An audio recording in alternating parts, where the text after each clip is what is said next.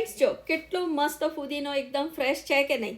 Hi friends, welcome to my channel. Friends, શિયાળો ચાલી રહ્યો છે. ધાણા તો એટલા સરસ આવી રહ્યા છે ને કે આપણને એવું થાય કે અરે કેટલા મસ્ત ધાણા છે. તો ઘણા લોકો તો એને સ્ટોર સુકવણી કરીને કરતા હોય છે, પણ આપણે ત્યાં ગુજરાતમાં એટલી જરૂર નથી પડતી. આપણને 12 મહિના ધાણા મળે છે. પણ અત્યારે ધાણાને લાંબો સમય સુધી કેવી રીતે સ્ટોર કરવાના અને એના મેક્સિમમ યુઝ કેવી રીતે કરવાનો એ હું તમને બતાવું. તો સૌથી પહેલાં તમારે ધાણાની આ મૂળનો ભાગ છે ને એ કાઢી નાખવાનો.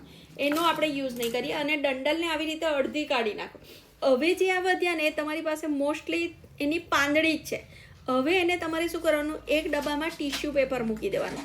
એ ટીશ્યુ પેપર મૂકી અને એની ઉપર તમારે આપણે આ જે ધાણા સાફ કર્યા હતા ને એ ધાણાને મૂકવાના. ફ્રેન્ડ્સ, પણ ધાણા ઓછા નહીં, લગભગ ડબ્બો આખો ભરાઈ જાય ને એવી રીતે. અને એની ઉપર તમારે બીજું ટીશ્યુ ઢાંકી દેવાનું. તમે જો આ રીતે ધાણા સ્ટોર કરશો ને તો તમારા ધાણા લાંબો સમય સુધી સારા જ રહેશે. એટલે લગભગ 10થી પણ વધારે દિવસ તમારા ધાણા આવા જ ફ્રેશ રહેશે. અને ડબ્બો એરટાઈટ રાખજો. બસ હવે તમે જોઈએ ત્યારે યુઝ કરશો. એવી જ રીતે મેં આ ફુદીનાની એક જોડીના ફક્ત પાંદડા લેવાના, એને પણ આવી રીતે ટીશ્યુ પેપર મૂકી અને તમારે પેક કરવાના.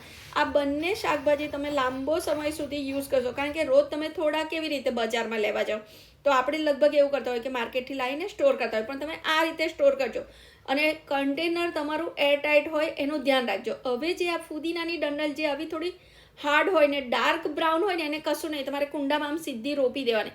થોડાક દિવસમાં તમે જોજો એકદમ સરસ ફુદીનો રેડી થઈ જશે. જો મેં ફુદીનો આ ઘરે જ ઉગાડ્યો છે, કેટલો સરસ છે.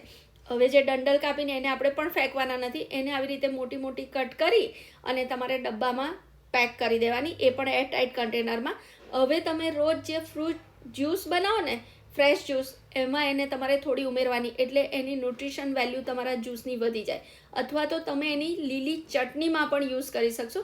તમને જે રીતે ફાવે એ રીતે યુઝ કરજો. બહુ સરસ છે, ટ્રાય કરજો. Thank you.